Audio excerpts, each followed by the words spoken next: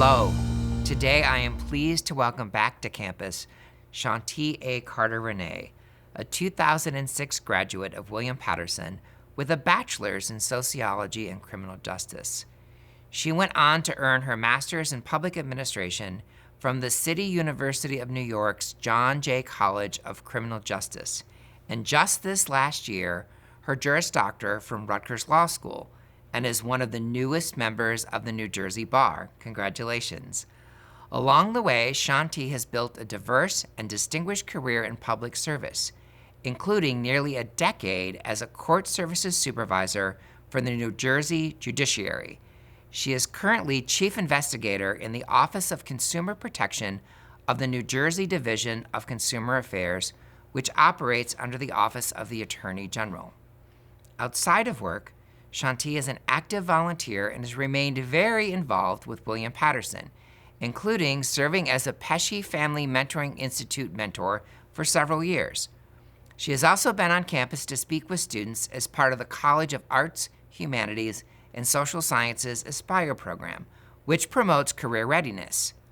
She is a resident of East Orange, New Jersey, where she lives with her husband Carl and their 3 daughters, 10-year-old Angelina and 5-year-old twins Sadie and Sabrina, as well as their dog, a yellow lab named Apollo. I'm so grateful for her continued involvement in her alma mater, and I'm so pleased that she could be here with me today. Welcome, Chanti. Thank you for having me. We're delighted to have you here back on campus. So, first off, congratulations on passing the bar. Thank you. Huge success. But tell me a little bit about the path that led you from graduating from William Patterson in 2006 to ultimately deciding to enroll in law school. What made that happen for you? I would say that when I was here and I graduated from William Patterson, I think originally the goal was to go to law school afterwards, but I was extremely afraid. I didn't have a lot of confidence in my ability to go to law school. So I panicked a little bit and put that off. I thought I couldn't do that. So in reality, I actually enrolled in John Jay and decided to do a master's instead in lieu of law school because I thought that was something I could do instead. I was more confident in my ability to do a master's degree than actually pursue law school. So I did that instead and thought that would be enough for me. Let me do a master's, let me go to John Jay, the premier criminal justice school, and that'll be enough to quench this desire to pursue law. And I did that. And I stayed satiated for a number of years with that master's degree. But then eventually, after working a number of years within the judiciary and working amongst judges and in their chambers and in the courtrooms and preparing court orders and amongst other DAGs, and learning all kinds of legal terms and being right in the thick of it, I'd be in court preparing court orders right next to the judge, and I'm looking up terms that I'm hearing in court, and I'm looking them up on my phone. And I'm doing that all the time at the bench.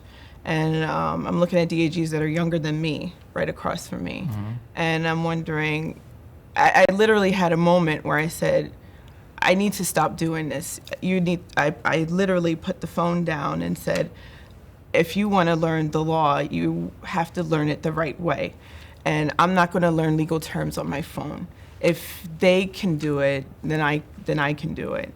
So there was a day that I just stopped looking up the terms on my phone, and I decided that I was going to study for the LSAT, and that was in 2015. I decided I was going to study for the LSAT and pursue going to law school, and I did. Yeah. And I started learning the law the right way. Well, see, there you go. Education matters, and I think a lot of our students often feel that sort of, do I have what it takes to get there? And you're a living example of one of those students. So go back a little bit further now, and what led you to choose William Patterson, and then what made you decide to major in criminology and criminal sociology and criminal justice? I chose William Patterson. I chose William Patterson because it was far this is shameful.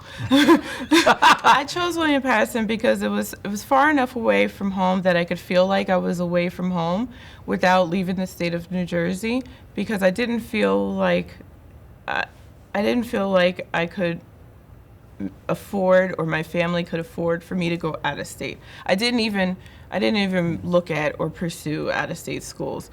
Later, when I told my father that, he said, I never told you couldn't look out of state. I don't know why you did that. But I personally didn't look at any out of state schools. I only looked at in-state schools, and I wanted to go to a school that was sufficiently far enough away that I would feel far away. I had never seen or been to Wayne or been to to this campus. Me and my dad came up here. We checked it out. It was woodsy. It was up on a hill. It smelled good up here and clean up here. We liked the campus. So that's why I chose it. It wasn't down the street. I felt like I was sufficiently far enough away from home, but still close enough. I chose sociology and criminal justice. Because when I was a kid, what were the shows I was drawn to?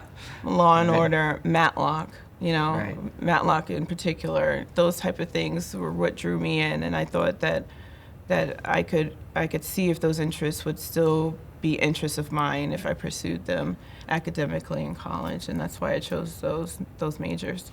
Well, you'll be surprised to know that many students like to be just far enough away from home, right? But not out of state. So we have a lot of students who fall into that. What residence hall did you live in when you were here? I lived in the North Tower for the first 2 years. Okay. Then I went over, I'm sorry, I can't remember the name of that building, over some ways past the North Tower, and then I moved over to one of the apartments. Okay. In my last, in my senior year. But I lived in the North Tower. So Overlook North is no longer here. Yeah, We it wasn't tore called down. it wasn't called Overlook Oh, North when I was it was here. called It was just the called North Tower Tower and South Tower. Wow. Okay. Well, you have a variety of residence life experiences, I'm sure. So how do you think that your William Patterson experience has served you throughout your career up to your current and high-profile job in law enforcement? I think it has served me well. I actually think I learned a lot of the fundamentals of sociology and research methods and statistics and keeping a calendared life. I learned a lot of that here. Knowing the basics of a scientifically based or reliably based social experiment or a survey that I could feel like I could rely upon, or the data that I could rely upon. I learned that here in Dr. Gaydosh's class or Professor Perillo's class. Knowing the things you need to control for, the variables you need to control for when you're going to make a claim about something, and say that something's true or false or probable or not probable. I think that I learned those skills, or the ability to recognize those things here, and learning that here really helped me, because lots of people say things that have no basis on where they're getting their numbers from. The news or people just in their regular talk, 50% of that, is wrong. Like, where'd you get that from? Like, you have to know what you're talking about, or you have to be able to at least explain why your numbers might be off or altered. I learned a lot of that here. Calendaring my life, whether it had my academics, my jobs, my money, my finances, I started to do that here in 2003 with the books they sell in the bookstore. Mm-hmm. And I've been doing that ever since 2003, because those calendars help keep me planned, and it's never stopped being effective. So that I don't get mixed up or mixed days. That helps me stay organized for work and in my personal life. That started here at William Patterson.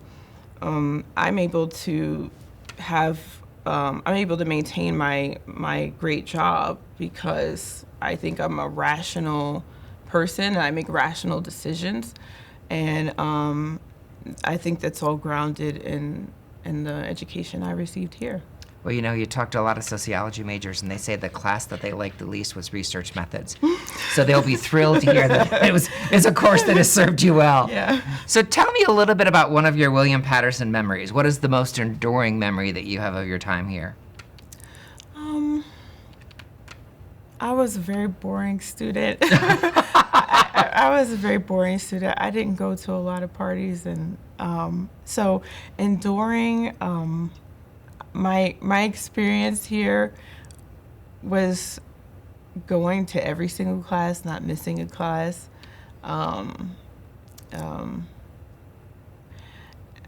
I think an interesting moment of my time here was in freshman orientation. For basically the day. Today's the first day of school, right? In freshman orientation, they had a hypnotist come on our freshman orientation, and I got up on stage with other freshmen, and they apparently hypnotized us, and I was up on stage in pajamas singing and dancing Bye Bye Bye by in sync, doing all the hand moves and the jumping, and that was ridiculous. I wonder if there's a video out there somewhere of that. I actually did have a picture. I forgot about that when she asked me for pictures. Thank goodness. Was there someone on campus, whether it was a fellow student, faculty, or staff member, who strongly impacted your college career or your professional career? I would say that I would probably say honestly that the collection of sociology professors that I had the privilege of being taught by probably were the most influential. They're the ones I still remember by name. So You mentioned a couple of them. Yeah. Dr. Perillo. Dr. Perillo, Dr. Gaidosh, Dr. Emily Mahan, Dr. Ansari. Those are professors that that really, what they taught me, Dr. Leah Todd Watkins, those professors are in their lessons and what I learned in their classes is what I took with me to be an excellent student at grad school and in law school. It's what made me who I am today, basically. So I really appreciate the education that I received here, and I obviously didn't forget it. So we are grateful that you stay continually involved in William Patterson. What kinds of advice do you share with your Pesci mentees and through the Aspire program for students who may be interested in pursuing a degree in criminal justice? What's one piece of advice you would give them? I would tell those students that they should stay steadfast in their degree program. Mm-hmm. Continue to pursue your degree until completion. You're going to need it. Don't give up. Don't be afraid to take risks. Risk taking is not necessarily big risk taking. Sometimes big risk taking is just a matter of standing out or doing something that's a little different from the crowd. I would say to take advantage of those who have made themselves available to you as a resource, and don't give up on your goals, even if that means that you have to put them on hold for a little bit. That's okay. That's what I would say. Or put down your phone and just go do it. Yeah, right. Put down your phone in more ways than one. Right. Put down your phone in more ways than one. So now, we always like to close with the lightning round. Okay. So I'm the 8th president of William Patterson, so we're going to stick to 8 questions. Okay. Some about your time here at William Patterson and some about your life right now. Are you ready? Yeah. Just quick answers. What would the title of your autobiography be? I would say the title of my autobiography would be Confessions of an Apparent Superwoman Whose Real Superpower is Utter Ordinariness. Wow, that's a long title, but a good one. What was your go-to meal as a student? It was the turkey and cheddar sandwich from 7-Eleven, which is no longer there, with a tall French vanilla coffee. But if it was from campus, it would have been the chocolate chip pancakes that they made at Wayne Hall. Oh, wow. Favorite study spot? That single room in the Lorraine Chang Library on the first floor, when you make a right, that little single room right there. If you go in and you see the shadow on the floor, that means the door is open, so you can go jet in real quick and close the door, and you can be in there all day. So you're naming a new pet, William or Patterson? Patterson, it rolls off the tongue better. There you go. You're buying a new sweater, black or orange? Black looks better. What was your toughest class at William Patterson? I can't remember that, but I do remember my last semester I had to fill courses quickly, and I chose logic, and I thought that was going to be really hard, so I selected it as pass-fail. And then by the time I took the course, it was so much fun. It was so easy for me. I wish I hadn't taken a pass-fail because the class was great. I loved it. Well, look at their logic, and then you became a lawyer. Yeah, exactly. Right. What's your favorite piece of WP branded gear? I have a couple T-shirts, but the one that's lasted the longest is the alumni plate on my 15-year-old car. Oh, nice. So what's the single best piece of advice that you could give to today's students, no matter the major? That's you know, when it feels like it's getting hard, I think that they should realize that these are challenges. They're intended to be challenges. It's intended to be a little bit difficult, but it's temporary. And it's an exercise. It's a mental exercise. And just like any exercise, you push through it. And once you get through it and you're on the other side of it, you'll be happy that you got through it. You'll be happy that you did the work. And you'll be better for it in the long run. That's great. Mine is put down your phone and go do it.